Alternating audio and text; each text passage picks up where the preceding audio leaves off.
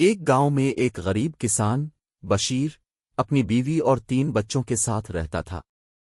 ان کا گزر بسر بڑی مشکل سے ہوتا تھا، لیکن بشیر بہت خوش اخلاق اور ایماندار انسان تھا۔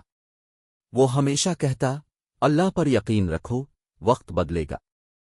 ایک دن بشیر کے بچے گلی میں کھیلتے ہوئے ایک چمکتی ہوئی چیز لے کر گھر آئے۔ وہ حیران تھے کیونکہ یہ ایک نیا اور شاندار آئی فون تھا۔ بشیر نے اسے دیکھتے ہی کہا، یہ کسی کا گرا ہوا فون ہو سکتا ہے، ہمیں واپس کرنا چاہیے۔ لیکن بچوں کے دل میں خوشی کی لہر دوڑ گئی تھی۔ وہ کہنے لگے، ابا، ہم اس سے گیم کھیل سکتے ہیں، یوٹیوب دیکھ سکتے ہیں اور اپنے دوستوں کو دکھا سکتے ہیں۔ بشیر نے نرمی سے کہا، یہ کسی کی قیمتی چیز ہے، ہمیں اپنی ایمانداری دکھانی چاہیے۔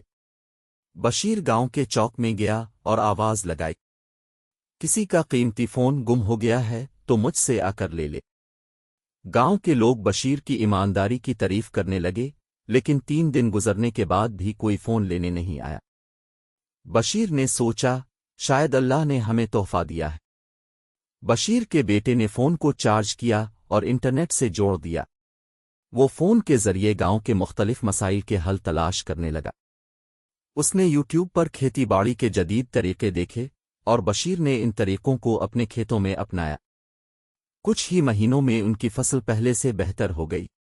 لوگ حیران تھے کہ بشیر کے کھیت میں اتنی پیداوار کیسے ہو رہی ہے۔ بشیر نے خوشی سے کہا، یہ سب علم کا کمال ہے۔ ایک دن ایک نوجوان آدمی گاؤں آیا اور بشیر سے ملا۔ اس نے بتایا کہ وہ سیاح ہے اور گاؤں کے قریب اس کا فون گم ہو گیا تھا۔ بشیر نے فوراً فون واپس کر دیا۔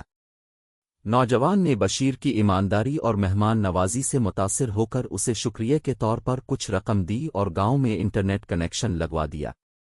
یہ واقعہ نہ صرف بشیر کے لیے خوشحالی کا باعث بنا بلکہ گاؤں کے دوسرے لوگوں کے لیے بھی ترقی کا ذریعہ بنا۔ کہانی ہمیں یہ سکھاتی ہے کہ ایمانداری اور علم دونوں زندگی کو بدل سکتے ہیں۔ اللہ ہمیشہ ایماندار اور محنتی لوگوں کا ساتھ دیتا ہے، اور علم حاصل کرنا خوشحالی کی کنجی ہے۔ گاؤں میں آنے والا آئی فون نہ صرف ان کی زندگی بدلا بلکہ گاؤں کے لیے ترقی کا راستہ بھی کھول گیا۔